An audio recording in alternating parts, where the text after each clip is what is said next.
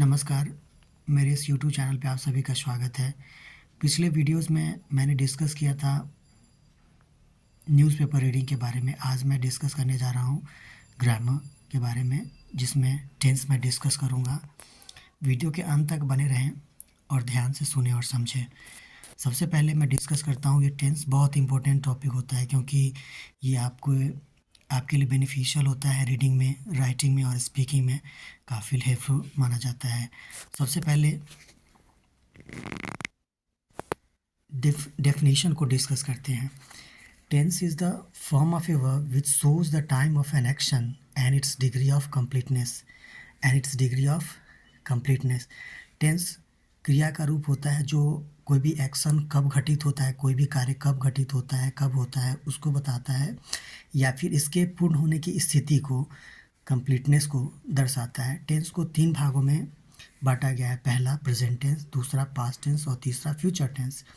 Present tense को सबसे पहले डिफाइन करें और समझें कि प्रेजेंट टेंस क्या होता है। Present tense is used to talk about actions that happen now, happen regularly और are always true. Example, I read.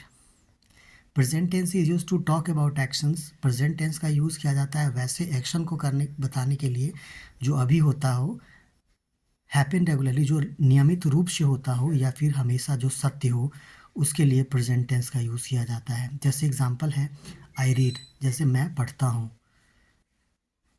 They read, वे लोग पढ़ते हैं। दूसरा past tense. Past tense is use to talk about actions that already happened in the past. Past tense का use वैसे action के लिए किया जाता है जो पहले हो चुका है, जो पहले ऑलरेडी समाप्त हो चुका हो। जैसे they won the match last year, उन लोगों ने गत साल यानी पिछले वर्ष मैच जीता। थर्ड है future tense.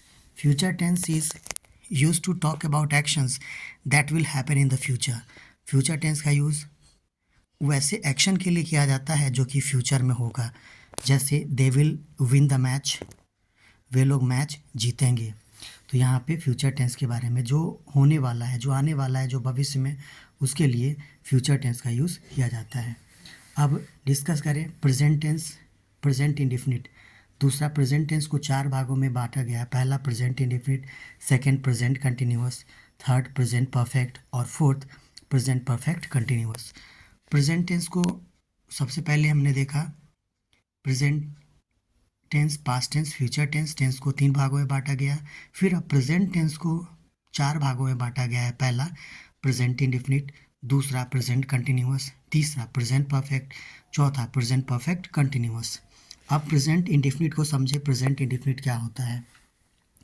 Present indefinite is use to talk about daily habits. Present indefinite का यूज़ किया जाता है to talk about daily habits, प्रतिदिन की आदतों को बताने के लिए, रूटीन्स को बताने के लिए, जनरल फैक्ट्स को बताने के लिए, एंड परमानेंट ट्रूथ को बताने के लिए।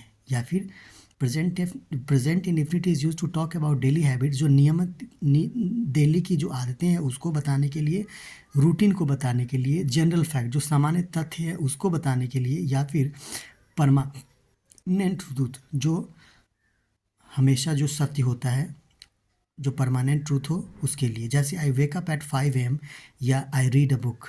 तो इसके लिए इसका मतलब है ये हो गया प्रेजेंट इंडेफिनिट में। इसका स्ट्रक्चर का मतलब, अगर रिकॉग्निशन और स्ट्रक्चर की बात करें, रिकॉग्निशन का मतलब पहचानना, पहचान का मतलब कि कोई भी काम अभी हो रहा, कोई भी काम जो परमानेंट, जो जनरल फैक्ट को दर्शाता हो, परमानेंट होता हो, उसके लिए कहा जाता है प्रेजेंट इंडेफिनिट का यूज़ होता है। जैसे इसका स्ट्रक्चर देखें तो सब्जेक्ट पहले यूज़ होगा, या फिर V1 यूज़ होगा, या फिर V5 या फिर प्लस ऑब्जेक्ट का यूज़ किया जाएगा।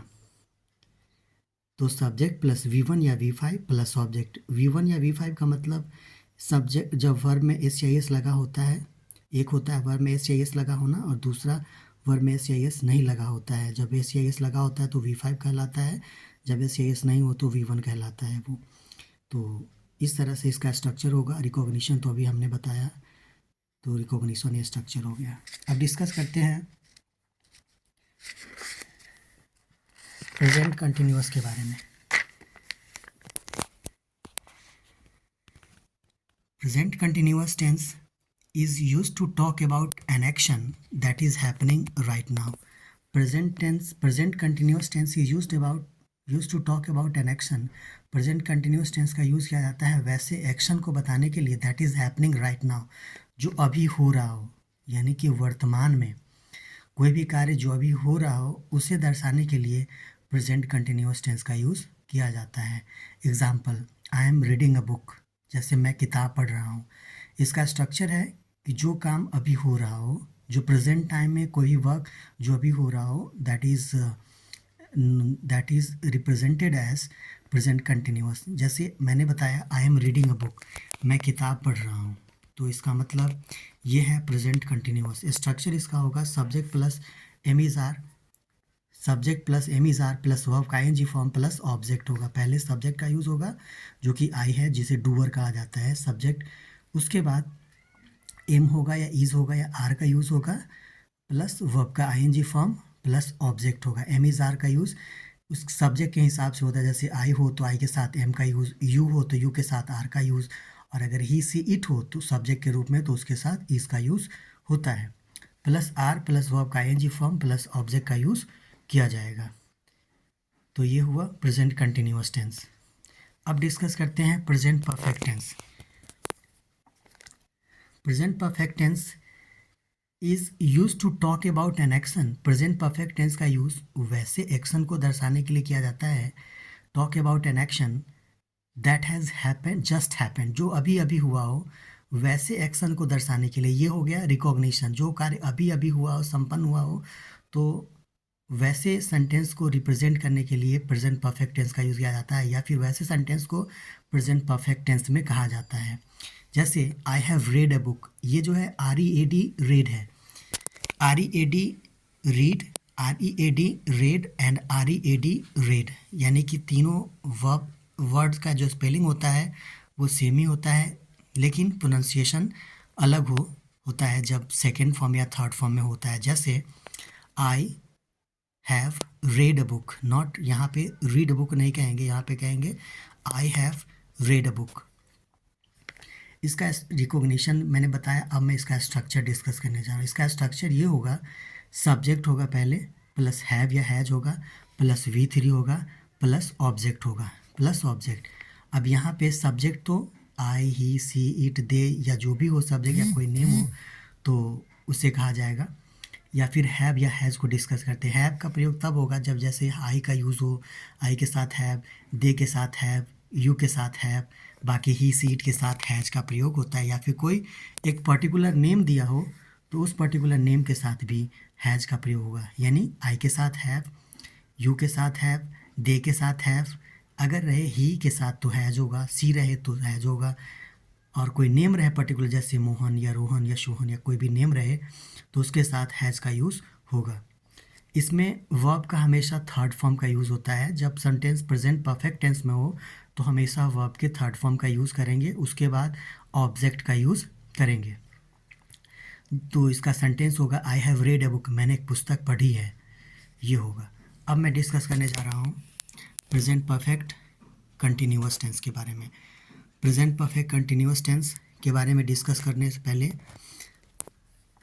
मैं बता दूं अभी कि अगर अभी तक आपने इस चैनल को सब्सक्राइब नहीं किया है तो कृपया इस चैनल को सब्सक्राइब कर लें। मैं डिस्कस करने जा रहा हूँ प्रेजेंट परफेक्ट कंटिन्यूअस टेंस को, ध्यान से सुने और समझें। Present perfect continuous tense is used to talk about an action that started in the past and is still continuing.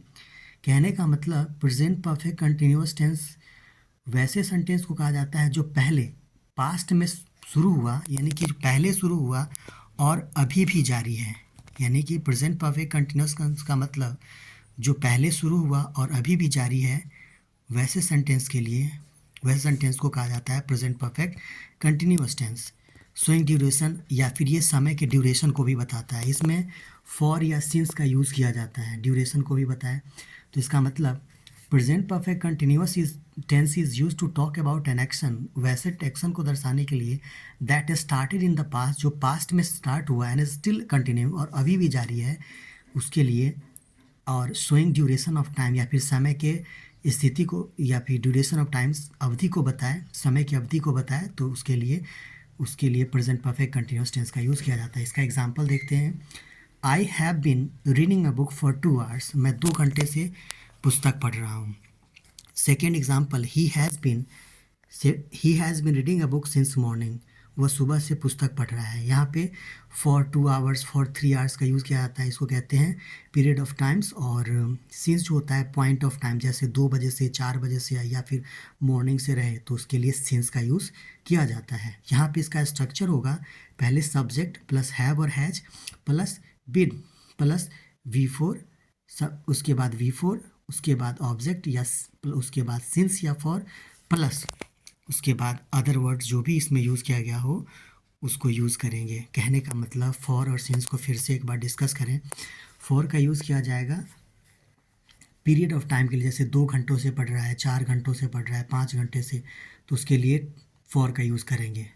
और जब पॉइंट ऑफ टाइम दिया रहा है, जैसे मॉर्निंग से, 1995 से, 2010 से, तो उसके लिए सिंस का यूज़ किया जाता है। ये दरअसल से की अंग्रेज़ी के लिए यहाँ पे फॉर या सिंस का यूज़ किया जाता है। इसका जो स्ट्रक्चर है, हैव और हैज, सब्जेक्ट प्लस हैव और has plus been plus verb ING plus other object plus since या फॉर या प्लस ऑब्जेक्ट का अदर वर्ड्स का यूज़ किया जाता है। यहाँ पे हैव और हैज़ का यूज़ तब होता है जब सब्जेक्ट के हिसाब से, सब्जेक्ट किस तरह का है, जैसे अगर सब्जेक्ट में आई है तो आई हैव होगा, ही है तो ही हैज होगा, सी है तो सी हैज होगा, यू है तो हैव होगा, दे है तो हैव होगा, कोई नेम है तो उसके साथ हैज होगा। अगर नेम अगर एक से ज़्यादा है तो वहाँ पे वो प्लूरल को रिप्रेजेंट करेगा, इसलिए वहाँ पे हैज़ का यूज़, वहाँ पे हैव का यूज़ होगा। इसलिए सिंगुलर के लिए अगर प्लूरल नंबर में आई के साथ हैव और कोई भी प्लूरल नंबर हो उसके साथ हैव का यूज़, और जब सिंगुलर नंबर में हो या फिर थर्ड पर्सन सिंगुलर नंबर में हो तो उसके साथ हैज़ का यूज़ होगा। तो मैंने डिस्कस किया टेंस के बारे में, टेंस के 3 टाइप्स होते हैं उसके बारे में, और उसके बाद प्रेजेंट टेंस को 4 भागों में बांटा गया है। उसके अलग अलग मैंने रिकॉग्निशन बताया और स्ट्रक्चर मैंने बताया, कुछ एग्जांपल्स भी बताए मैंने। Thank you for listening.